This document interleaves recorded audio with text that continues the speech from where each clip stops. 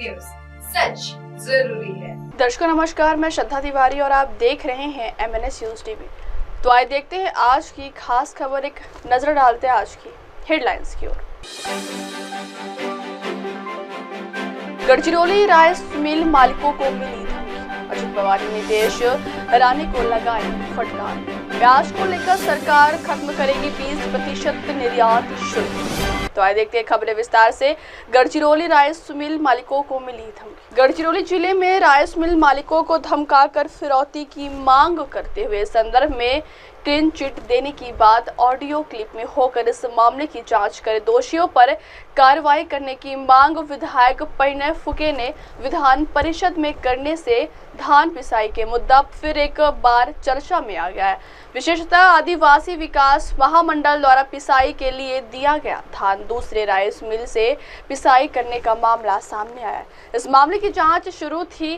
Bhajpa MLC Parinay Phuke ने कहा, गढ़चिरौली जिले में चावल मिल मालिकों को धमकाया और ब्लैकमेल किया जा रहा है। उनसे कहा जा रहा है हम आप पर LAQ लगाएंगे, आपको ब्लैकलिस्ट करेंगे, आपके खिलाफ कार्रवाई करेंगे और पुलिस आपको जेल भेज देगी। ऐसी धमकियों का इस्तेमाल उनसे पैसे ऐंठने के लिए किया जा रहा है और हाल के दिनों में ऐसी कई घटनाएं देखने को मिली है। उन्होंने आगे कहा, विधानसभा में भाजपा के काम का समर्थन करने या चुनाव के दौरान वित्तीय सहायता न देने के लिए लोगों को निशाना बनाया जा रहा है। इसमें अतिक्रमण की शिकायतों, अनुबंध विवादों या निर्माण के संबंध में बिल्डरों के साथ मुद्दों के माध्यम से उत्पीड़न शामिल है। निश्चित ही गढ़चिरौली जिले में जो राइस मिलर्स है उनको धमकाया गया है, उनको ब्लैकमेलिंग किया गया है और LAQ, हम तुम्हारा LAQ लगाएंगे, हम तुमको ब्लैकलिस्ट करेंगे, तुम्हारे ऊपर कार्रवाई होंगी, पुलिस तुमको जेल होंगी, इस प्रकार की धमकियां देके उनसे पैसे की मांग की गई है। और इस प्रकार का अनेक गैर प्रकार पिछले कुछ दिनों से देखने को मिल रहे हैं। सिर्फ पैसे की या खंडनी मांगने का तो नहीं, इस प्रकार का तो है ही, पर हाँ, विधानसभा में हमारे विरोध में क्यों काम किया, या विधानसभा में भाजपा का काम क्यों किया, या विधानसभा के इलेक्शन में हमको क्यों पैसे नहीं दिया, इसीलिए कई लोगों की अतिक्रमण की तकरार किसी की करना, किसी का कोई व्यवसाय कॉन्ट्रैक्टर होगा तो उसकी तकरार करना, या बिल्डर होगा तो उसकी तकरार, बिल्डिंग की तकरार करना, या कोई भी व्यवसाय की तकरार करके LAQ लगाने के नाम पे उनको धमकाना, LAQ लगा के उनको ब्लैकमेल करना या उनको कुछ तो भी अड़चन में लाना, ये प्रकार का काम बड़े पैमाने पे शुरू है। निश्चित ही ये रोका जाना चाहिए। अगली खबर, अजित पवार ने नीतीश राणे को लगाई फटकार। महाराष्ट्र के उप मुख्यमंत्री अजित पवार ने कहा है कि नेताओं को सांप्रदायिक तनाव पैदा करने वाले बयान नहीं देने चाहिए। डिप्टी CM पवार ने यह टिप्पणी अपनी ही महायुति सरकार के मंत्री नीतीश राणे के बयान पर की है। उन्होंने भाजपा नेता नीतीश राणे के बयान को भ्रामक बताया।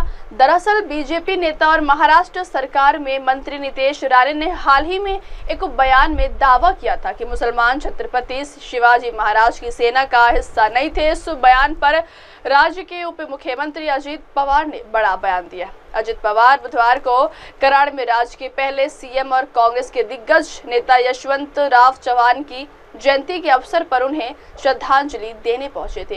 इस दौरान जब उनसे नीतीश राणे के बयान को लेकर सवाल किया गया तो अजित पवार ने कहा कि दोनों राजनीतिक पक्षों से कुछ लोग कभी कभी ऐसे बयान देते हैं जो महाराष्ट्र की समृद्ध सांस्कृतिक विरासत के लिए हानिकारक होते हैं। उन्होंने कहा कि अतीत में राज्य के नेताओं ने हमेशा सांप्रदायिक सद्भाव बनाए रखने की कोशिश की है, साथ ही यहाँ सभी समुदायों के लोग शांतिपूर्वक सह अस्तित्व में रहे। डिप्टी CM ने कहा कि एक संप्रभु राज्य की नींव रखते समय छत्रपति शिवाजी महाराज ने कभी भी जाति या धर्म के आधार पर किसी के साथ भेदभाव नहीं किया, चाहे वे सरकार में हो या विपक्ष में। राजनेताओं को हमेशा सावधानी से बयान देना चाहिए ताकि सांप्रदायिक तनाव ना बढ़े। अगली खबर, प्याज को लेकर सरकार खत्म करेगी 20% निर्यात शुल्क।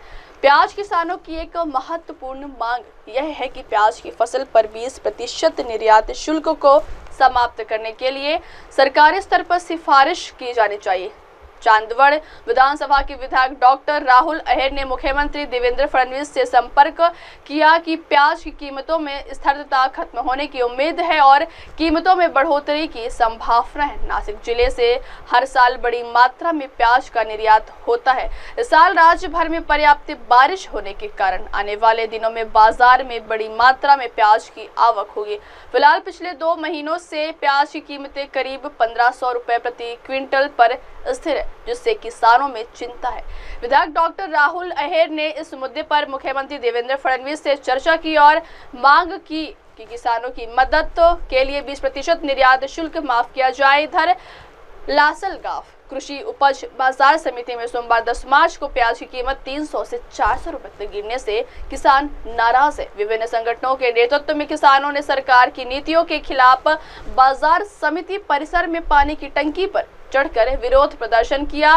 प्रहार जनशक्ति पक्ष, जय किसान मंच, महाराष्ट्र राज्य कांदा उत्पादक संगठन और छावा क्रांति संगठन के पदाधिकारियों ने सरकार के खिलाफ जोरदार प्रदर्शन किया। प्रदर्शन की मुख्य मांगे प्याज पर 20% निर्यात शुल्क को तुरंत हटाना, प्याज के लिए न्यूनतम समर्थन मूल्य घोषित करना और NCCF के माध्यम से नेफेड को सीधे बाजार समिति से प्याज खरीदना था। अब वक्त हो चला दर्शकों ब्रेक का। ब्रेक से लौटेंगे बाद देखिएगा देश और दुनिया की तमाम बड़ी खबरें। बने रहिए MNS न्यूज़ टीवी पर। नमस्कार। Hi, this is Abhijit Sawant and you are watching MNS News.